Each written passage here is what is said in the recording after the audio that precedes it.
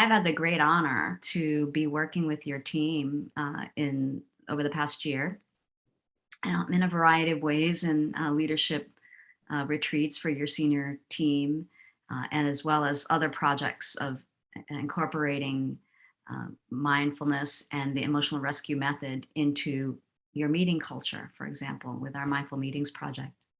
Could you talk a little bit about what impact learning the emotional rescue method has had for your team and for your organization? Specifically, you've been mentioning aspects of the method, and I just wanted to hear, how that's been bubbling through in your work together as a leadership team and in the broader organization. Mindful moments have been huge for us as an organization. We've already started the practice of integrating mindful moments into every single interaction at the very start. And even if that's just a minute or two, and depending on people's comfort level, people are comfortable with different levels of mindfulness. We'll just say, hey, can we all just take a moment to be silent and to really mentally arrive at this meeting, at this discussion, at this conversation where we are, because there's always so many things going on. Let's just be fully present. So that's a way that we show respect and honor to each other. It's a way that our meetings can become more productive because we're fully focused. We're not thinking about 10 other things. And it's a way that we can be more creative, again, because we're not constrained by everything that's going on. We're really mentally fully present. After our last leadership meeting, we came up with a variety of ideas of things that could really have a high impact in our organization. And the current project is mindful meetings. So again, this is where our conversation started out.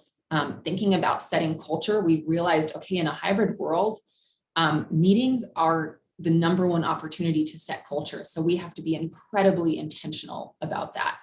So starting off our meetings with mindful moments, but it even just goes beyond that, coming to community agreements about being fully present, not answering phone calls and emails during a meeting, so that we're really mentally giving all of ourselves to each other as a sign of respect and honor and the importance of our work. Listening to each other in a meaningful way, reflecting back what we think we're hearing. All of those are small practical steps that help us be fully present, fully engaged, not just robots, not just on autopilot all the time. Even in a meeting, in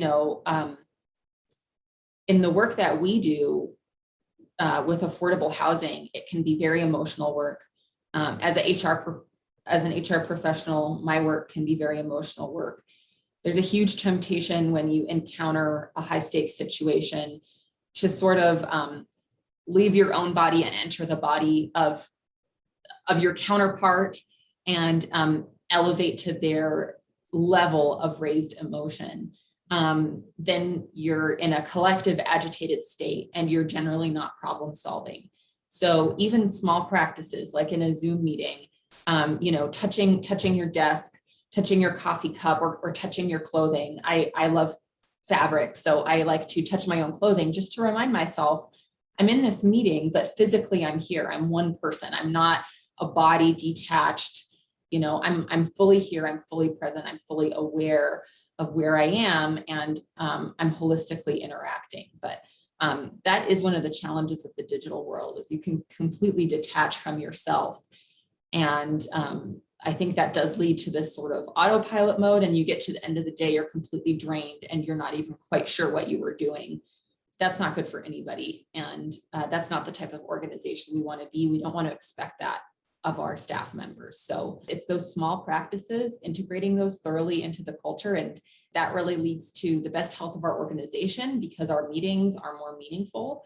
But it also leads to the best individual health because people know better how to care for themselves, how to achieve balance and presence. Healthier, happier employees are healthier, happier workers, and healthier, happier workers means more creativity. It's not necessarily about more productivity because running fast doesn't matter if you're running in the wrong direction. We want our people to take the time to determine the direction and walk there in a meaningful way.